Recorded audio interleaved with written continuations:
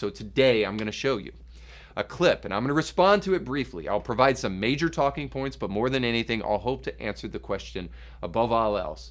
Why do Christians care so much about human sexuality? Why do they care about talking about homosexuality? The goofs over at the Holy Post, Phil Vischer and co., they call it crotch Christianity. Cosmic Christianity, and then there is crotch Christianity. I'm sorry, what did you say? Which is simply an attempt to dismiss this vitally important subject, which is often the habit of people who do not have the will or the ability to thoughtfully engage a subject such as this. But if you're willing to take that journey with me today, and as we discuss it through the rest of this month, I'll show you how human sexuality is at the root of God's divine design. So there's something much bigger. There's a bigger picture here. And I'll also show you how it is God's divine design is a direct refutation of that secular idiom that's causing damage to so many today.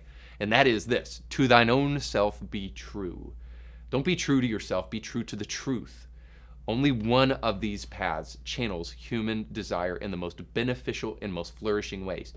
To prove that, here's a video by Matthew Vines that's racked up over 1 million views titled "God and the Gay Christian, the Biblical Case in Support of Same-Sex Relationships." Marriage equality is on the rise. But despite this trend, religious beliefs remain a major obstacle to acceptance. Many conservative Christians believe that the Bible condemns all same-sex relationships. All right, so I'm going to be stopping in between little moments here and there where I think there's some important comments to make. And I hate to stop so quick, and I promise I won't as quickly throughout the rest of this video. But I do got to stop right here and just say this. Religious beliefs remain an obstacle to acceptance. So, quick question. Who said religious beliefs were meant to achieve acceptance? See, this is where I think we have to be very careful.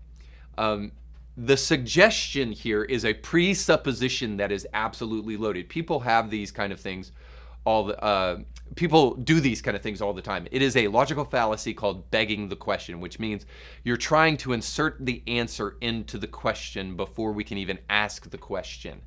And so here's the answer here is that acceptance is the ultimate goal of religious belief.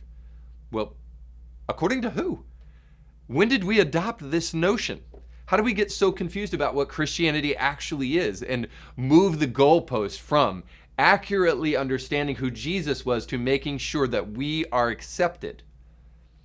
I frankly think that acceptance isn't all that important, and I'm not interested in acceptance. I may say more about this at a later time, but this is the whole thing that I don't understand about the whole mantra that maybe you're not even aware of, but at least every single pastor is aware of this because they've been asked the question at some point in time in their life: are you welcoming and affirming?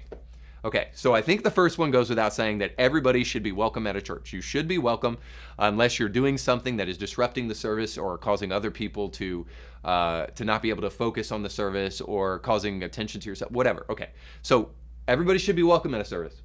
Should everybody be affirmed at a service? Like, since when was that the goal of Christianity?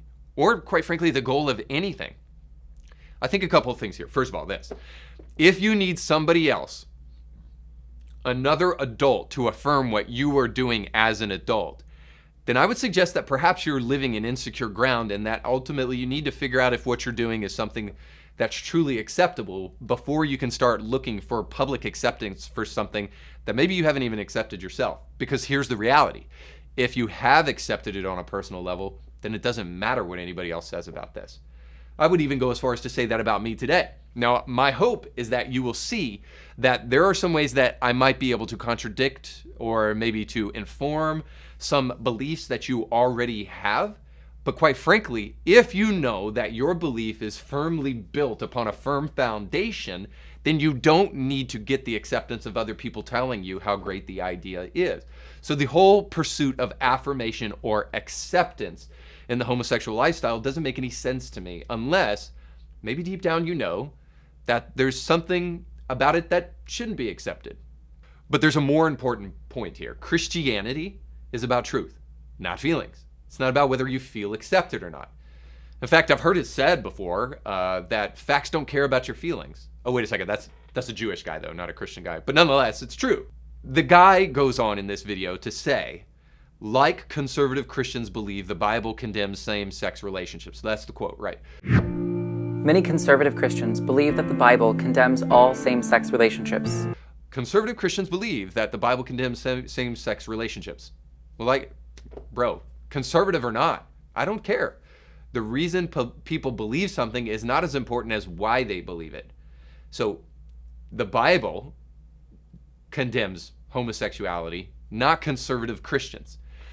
I couch all of this within something that maybe is a broader point. Be careful when you listen to people, because sometimes they are begging the question and trying to tell you what to think before you have even had the opportunity to hear the argument. So let's be really clear here. Throughout the duration of the rest of the comments of this video, my personal comments and about this video that we're watching, I am not interested in what Reed believes or what this guy Matthew Vines believes. What I'm interested in more than anything is what is true. So put conservatives aside and put whether or not you feel accepted or not to the side, and let's talk about what is true to the best of our ability. You can catch brand new episodes of Indie Thinker with Reed Huberman every Monday, and weekly bonus episodes to keep you thinking throughout the week. But you have to subscribe and click the bell to be notified when new episodes drop. If you enjoy this content, make sure to like this video and share it with friends.